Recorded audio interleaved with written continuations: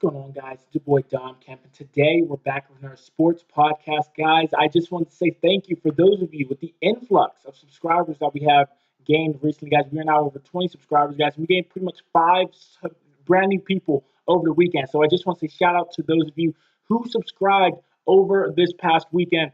Thank you, and God bless you. I thank you so much for our support. Of course, guys, I love having conversations with you guys in the comment section down below, so much appreciated to those of you who commented on the Iowa Hawkeye video against Ohio State, as well as, of course, the Johnny Manziel and Baker Mayfield comparison video. It is much appreciated, guys, and I thank you for everything that you have been doing as of now. But I just wanted to say, guys, first and foremost, this is a podcast that I will be talking about throughout the season, guys. So this is like a mini podcast series about the Cleveland Cavaliers, guys. Those of you who know me, I am a Cleveland Cavaliers fan, and it's not just because of LeBron James. Then again, that's a huge part because of LeBron James, guys. But what they're doing this season, in my opinion, it has not been the best. Those of you who said, Dom, take notes. Well, guys, I got the front page and the back page of notes on what are the Cavaliers doing, guys. So it's going to be interesting to talk about this, guys, due to the fact that the Cavaliers haven't really been in this position since LeBron James started off as a rookie for the Cavs. That's when they weren't that great because, of course, he was still getting acclimated with the system and, of course, the routine.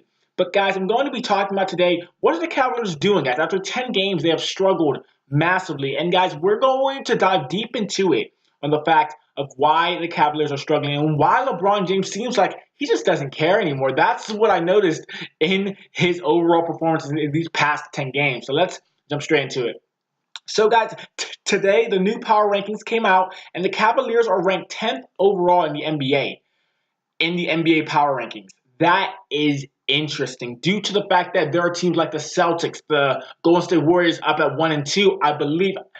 Wasn't able to look at the whole power rankings, but guys, I know that the Cavaliers are ranked in 10th place, in the 10th position in the power rankings. When has this happened? Well, the last time it happened was when LeBron James was a rookie and he wasn't starting off his first 10-game stretch. This is the worst LeBron James has done since his rookie season. Now, we can't put it all on LeBron James. We have to put it on the players around him. What are they doing? What are they doing? Yada, yada, yada. But guys, I'm trying to understand what the problem is here in Cleveland, why they're pretty much 4-6 after 10 regular season games. Not pretty much, they are 4-6 after 10 regular season games. And I'm trying to understand what is going on in that locker room, guys.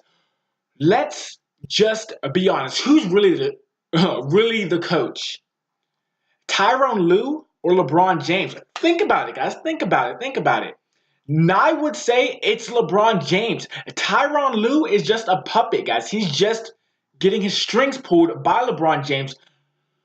LeBron James is one to making the trades. LeBron James is literally funny because I watch Chris Smooth's videos and he was saying Le GM. So not LeBron James, it's Le GM James now, guys, because he's literally the general manager, the head coach, and a player all at the same time. He's just everything at once, guys. And I'm a Cleveland Cavaliers fan, guys, so I'm saying this from the bottom of my heart, guys. Of course, yes, it is.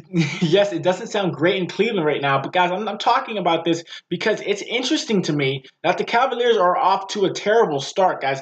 But can they bounce back? That's the thing. And I believe that Kyrie Irving leaving, that shattered everything in that locker room. That shattered everything in the chemistry and stuff like that, guys. Of course, Dwayne Wade off the bench nowadays. Like, come on, man. What's going on in that Cavaliers locker room? What is LeBron James doing and not doing? Because we haven't seen this from him since his rookie season, guys. And that is a long time ago. That's a while back. So it's pretty interesting seeing this happening right now. But, guys, the Cavs right now are the NBA's worst defense, allowing 111.7 points per game. That's that's a shame. If you're letting each and every team score close to or more than 111 points a game on you, there's something wrong with the rotation. There's something wrong with the defensive schemes. It's either players are not trying or players just do not care anymore, guys. They say, what's the point of making it to the finals if the Golden State Warriors are so overpowered that the fact that making the finals, it doesn't matter anymore because the Golden State Warriors have literally 4 weapons. Stephen Curry, Klay Thompson, Kevin Durant, and Draymond Green. Like, they have 4 weapons, and it's almost impossible. And that's probably the mentality the Cleveland Cavaliers are taking upon themselves right now, guys. And that's what I feel like they're doing at this point in time. The Cavs have the league's oldest rosters with a total of $134 million in contracts alone. So, guys, number one, you don't have any up-and-coming youth talent. Number two, you are overspending on players that, let's just be honest, like, excuse me, I'm a Cavs fan, but Tristan Thompson, he's being spent. No one will buy him because his contract is so maxed out, all because LeBron James got him all because LeBron got him paid. And it's pretty amazing. And I did a lot of research, guys. I'm telling you, I did a lot of research. And this is going to be a pretty lengthy podcast. So those of you who enjoy these lengthy podcasts that I do, thank you so much. Thank you so much. I will have a code word at the end. Those of you who stayed through the whole thing, and I will let you guys know what that is. But of course, we're still talking on the talking point of, guys, the oldest rosters, as well as, of course, the most expensive in contracts with $134 million. I'm telling you now, if we looked at the Golden State Warriors, they don't have that problem. Why? Because the players are willing. The players are willing to bring off money off their contracts so that their team will be able to stay together. Kevin Durant, he took less money this offseason for Sean Livingston and I believe Andre Iguodala. What? Like, when's the last time you heard that? And it's LeBron James who's wanting to get his players paid and expecting them to play better than they already are. But, guys, when you look at the injuries and stuff like that, guys, I will be talking about the injuries that they do have, guys, which, of course, that's a major concern, especially since a lot of the major players on the team are struggling because of nagging injuries. But, guys, they are 2 games from the bottom of the Eastern Conference. So you're telling me they're in the 10th position in power rankings, and they're 2 games from the bottom of the Eastern Conference.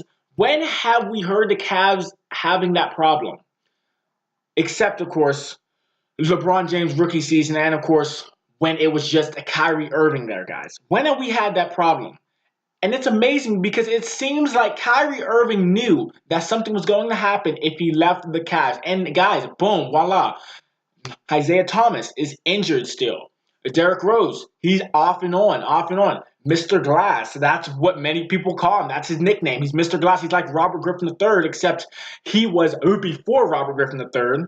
And Robert Griffin III is Mr. Glass, and Derrick Rose is Mr. Glass. They break easily. That's what I'm trying to explain to you guys right now, guys. And this is all coming from me being a Cavs fan, guys. I'm not bashing the Cavs because I want to. No, this is something we need to talk about as a collective unit in the comment section, guys. We need to understand what's really going on with the Cleveland Cavaliers. Like, come on, what are they doing, guys? And my question to you, main question, is do you think they can bounce back? That's my question right now, guys. Do you think the Cleveland Cavaliers can bounce back after this horrible 4-6 start after 10 regular season games? Let me know that right now in the comment section down below, and I will continue to speak on the Cavaliers. So, guys, the Cavaliers are contesting 57.3 shots per game, a so-so 17th in the NBA, guys. So, clearly, the defensive side of the ball is not their strong suit. When you look at players like Derrick Rose, J.R. Smith, Kevin Love, those players aren't necessarily elite defenders. The only elite, quotation marks, elite defender on the team is LeBron James. But he can just quit on a play if he wants to because he's that high in stature that it doesn't matter if he contests or not, guys. He's one of the greatest of all time. Of course, there's others, of course, Michael Jordan, Magic Johnson, players like that. But, guys, he's one of the greatest. And I wouldn't say the greatest, but he's one of the greatest of all time, guys. One of, okay? Just so I can stop that argument in its tracks right there. But, guys, it's just interesting seeing this because we have never seen this, especially even when Kyrie Irving was there. We have never seen this. Jay Crowder, another player. People thought he was going to be good going to the Cavs. But it looks like this might have messed him up. And the Celtics are doing better on defense without Gordon Hayward. I'm actually shocked about that. He's injured, yeah, I understand that, but they're doing better on defense than the Cavs are.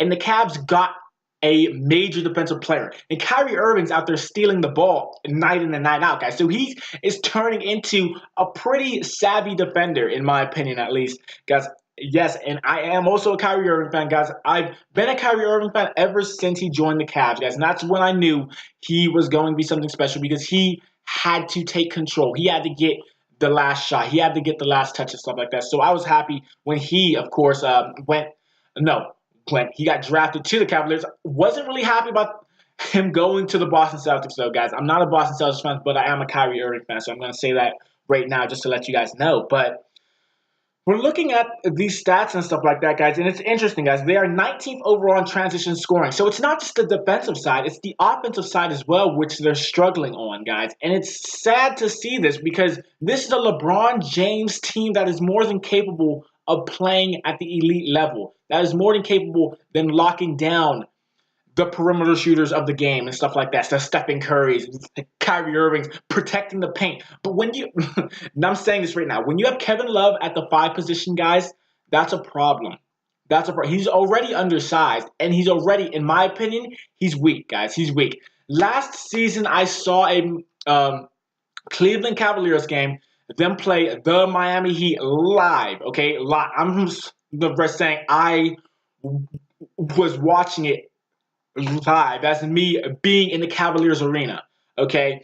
And what I noticed about Kevin Love, he slowly but surely started getting more aggressive and more was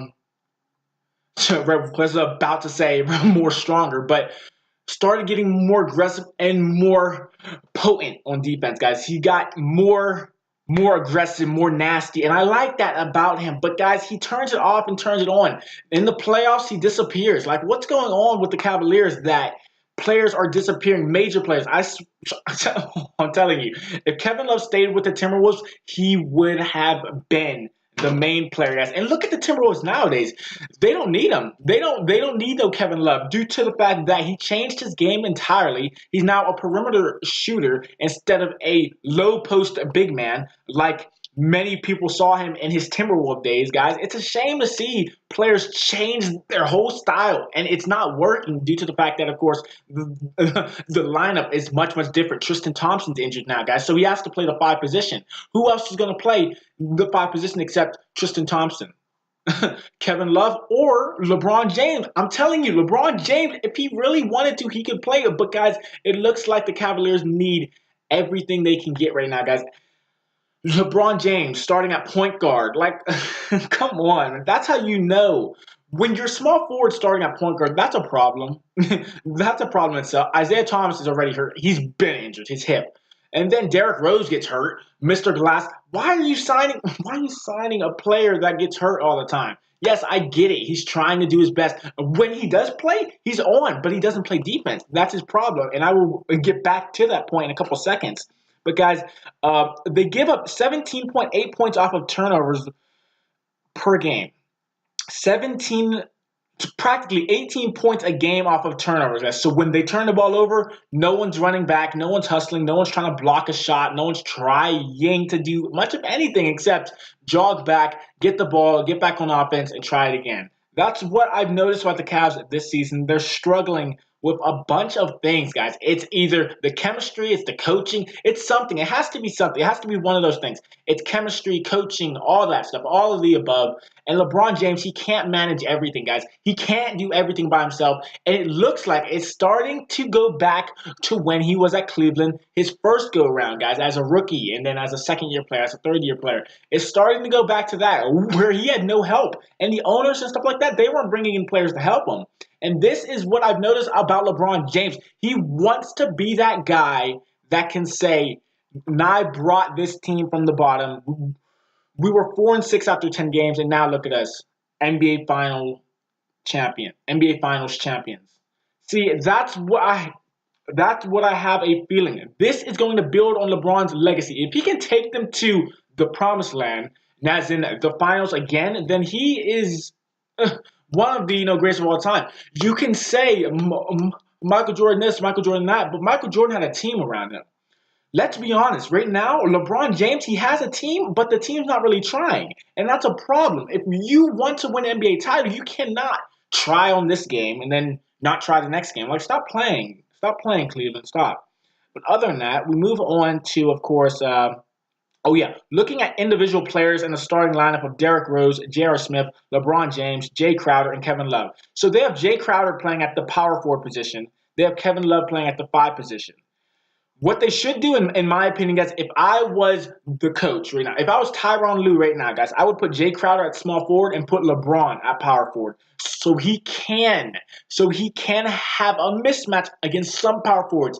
Yes, some power forwards are much, much taller than him, but guys, he can back them down in the low post, and he's so quick that, guys, if they can't stay with him, and I'm telling you, if they put Jay Crowder at the small forward position, guys, it will be much, much better for the Cavs. But, of course, they need more than just one position change. They need the big man that they've had all these years, Tristan Thompson, to return from injury. That's what they really need, guys. But moving on, we have yeah, I forgot to tell you guys this. And Kevin Love at the 5 with a D rating, being the 5 is the worst of any center that's logged 40 minutes or more together this season. So he's pretty much the worst center in the league right now. One of them, at least. One of the worst centers in the league. And he's not an actual center. That's the problem. He's 6'11", playing at the center position. What? In my opinion, they have to figure out something quick before it all starts to tumble down. Guys, they can't play like this until the All-Star break, and then that's when everybody wants to start trying. Everybody wants to get serious at the All-Star break. Oh, it's the All-Star break. Hey, need to win 40 more games. We need to do this. We need to do that. No, no, no. Get it right now so that you don't have to play catch-up at the end, guys, because it's looking like the Boston Celtics could be the first seed in the NBA playoffs, guys, this year. Yes, guys, it's down the road, but still, they're looking promising at the first seed, and that's without Gordon Hayward, which is actually shocking me that Kyrie Irving has taken this team, like he took the Cavs over when he got drafted there. He's taken this team now and showing that he is a leader, and he can contribute on all sides of the ball. Pretty amazing. I've seen Kyrie Irving change the Boston Celtics' entire dynamic. It's amazing. But, guys, moving on injuries-wise, guys. Now, here's where we talk about the injuries. Now, the injuries are interesting. We got Tristan Thompson with a strained left calf. We got Iman Shumpert with a sore knee. Dwayne Wade, sore knee. J.R. Smith, sore back. Derrick Rose, sprained ankle. Iman Shumpert, again, sprained left foot. LeBron James, sprained left ankle, but he's still dropping 50 on teams like the I was about to say the Houston Rockets, but they play on Thursday, actually. But he's still dropping 50 on teams like the Wizards. Amazing. And, of course, Isaiah Thomas with his hip impingement. Guys, this is interesting because the only players that are playing, through their injuries are LeBron James, Nend. No. LeBron James, J.R. Smith, and Dwayne Wade. Tristan Thompson has a strained left calf. I understand how the Cavs hurt, guys. Trust me. I played soccer for about 8 years, and high school varsity soccer, guys. I had strained calves all the time, guys, and I could barely walk, and it was a problem because I didn't drink enough water and I didn't stretch. And it seems like Tristan Thompson's one of those guys that doesn't stretch. So, hey, wouldn't be shocked about that. But other than that, guys, it's interesting seeing this, guys. So they're missing their big man. They're missing their main point guard now, Isaiah Thomas. And they're missing, one of, I'm not saying he's the best defender on the team. Of course he's not. Iman Shumpert. He plays defense, guys. He's better on defense than he is on offense, in my opinion, guys. He could play the 2-guard position over J.R. Smith if he comes back healthy, guys. I'm telling you. He can lock down the perimeter more so than anything else. And that's what I like about Iman Shumpert. He comes with that intensity on the defensive side of the ball. We move on, guys, to the defense. Now, this is interesting because, guys, this is where Rose and Smith are getting cooked every night. Derrick Rose and J.R. Smith, guys, they're not defenders, and they're not even natural defenders. They're offensive players. They're offensive playmakers. Rose is a passer and a slasher. J.R. Smith is a three-point shooter, pretty much, in my opinion, guys. So they're getting cooked on defense, and that's bad. When your two guards are getting cooked on defense, that's bad because you're going to come up against players like Russell Westbrook, John Wall, James Harden, and Chris Paul when he gets back. That's going to be crazy when they play. Chris Paul and James Harden are going to eat Rose and Smith alive because they can't play defense. And that's a problem. And that is one of the reasons why they're struggling so bad after 10 regular season games. Moving on, not closing out on good shooters, Crowder struggles to defend the perimeter. LeBron has shown a lack of interest in general. He's also been slow to close out on shooters as well, guys. So he's at that point in his career where, now I have a feeling, guys, they're not a feeling. They're setting this up where LeBron James has a reason to leave Cleveland in the offseason. Now, many of you are saying, no, they're not. No, they're not. No, they're not. Yes, they are. And you're probably saying, why do you say that? Well, guys, one, LeBron James has a house in Los Angeles, and there's been rumors about him going and playing with Lonzo Ball possibly next season. Guys, if he does that, I would not be shocked. The reason I'm telling you this is because, in my opinion, it seems like the team has given up on LeBron. LeBron has done his job. He brought Cleveland a championship. Fantastic. That's all you needed to do, really. He doesn't have any other thing that he owes Cleveland, guys. He doesn't have anything that he owes Cleveland. And I have a feeling that they're setting it up where NBA has great storylines, guys. They have great storylines. And they're setting it up where Cleveland's playing like trash. LeBron's the only one trying every game. Every game I'm talking about. And guys, they're setting it up for LeBron to say, I want to trade. And he doesn't even have to say, I want to trade, because he's going to be a free agent next season. He doesn't have to say, I want to trade. He can just walk out, go to LA, visit Lonzo Ball, talk to him a little bit, get his feet wet balling in LA, and that's when the trade will come.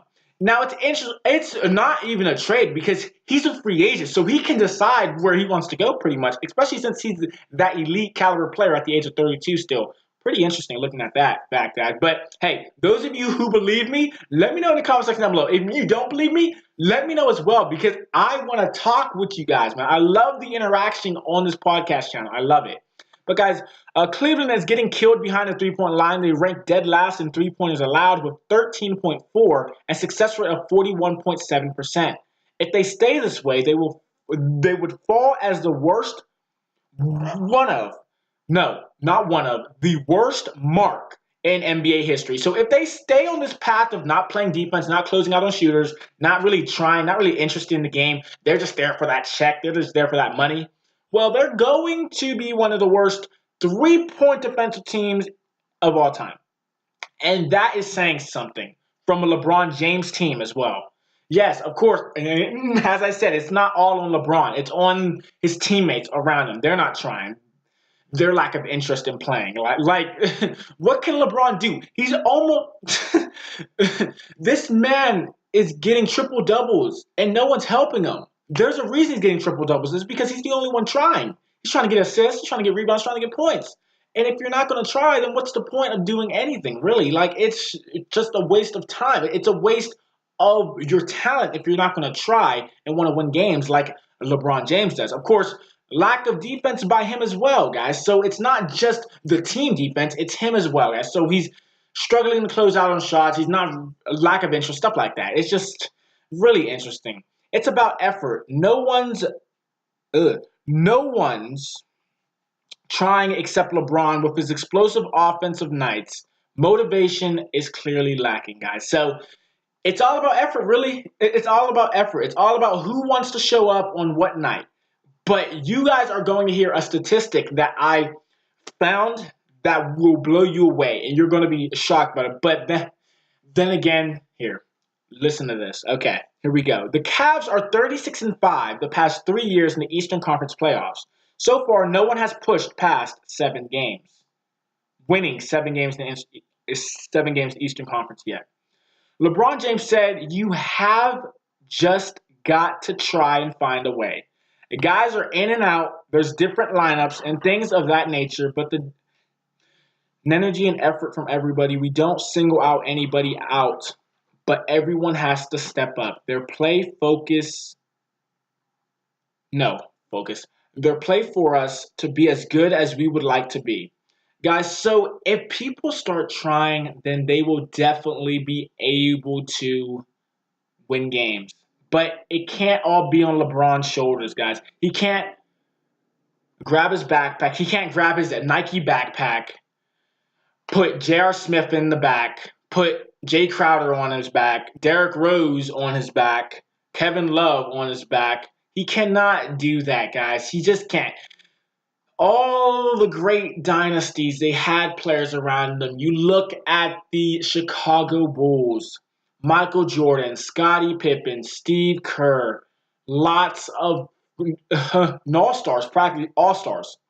And then you look at the LA Lakers from back in the day, the Showtime Lakers even, James Worthy, Magic Johnson, Kareem Abdul-Jabbar, like just name after name after name. And it's just a shame to see a player LeBron's caliber playing on a team that literally they don't want to try. They're just, and as I said earlier, they just want to collect that check and they don't really care about the outcome, really.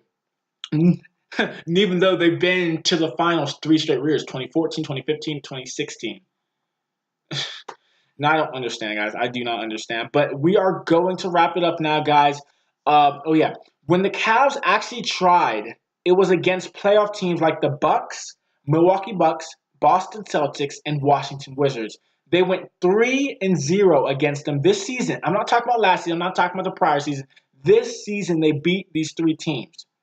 But against the teams like the Orlando Magic, the Chicago Bulls, Brooklyn Nets, Pelicans, Knicks, Pacers, and Hawks, Cleveland are 1-6 against those teams. So it seems like they're showing up for the games that are high caliber, high intensity games. But they're not showing up for the lesser, well, I shouldn't say lesser games because Orlando Magic are thrashing the Eastern Conference right now. I'm impressed with them. The Chicago Bulls have Markkanen, a great rookie, and the Brooklyn Nets have Russell, Mozgov, all those guys there. The Pelicans have Anthony Davis and DeMarcus Cousins, Drew Holiday, Rajon Rondo, all those guys. The New York Knicks have literally the 7-foot demigod, Kristaps Porzingis. Hopefully I said that correctly. If I didn't, I apologize. The Pacers have, the Pacers. The Atlanta Hawks have, the Atlanta Hawks. Guys, it's just sad to see what they're doing against the lesser opponents. Now, guys, I say lesser in quotation marks, guys. These are not the big names. These are not the Houston Rockets, the Golden State Warriors. Those aren't those teams. I understand that. But still, we need to play every day, guys. And Tyronn Lue said it right. Every night we have to respect our opponents, not just the last 6 minutes, Lue said. It's been happening most of the past 4 years, guys. So it just goes to show that even Tyronn Lue has realized it, guys. They're playing strong against the high-caliber teams, the Houston Rockets, which they are going to play on Thursday of this week. So stay tuned for that match. I'm excited about James Harden and LeBron James going at it because both of them are pretty much carrying their teams practically.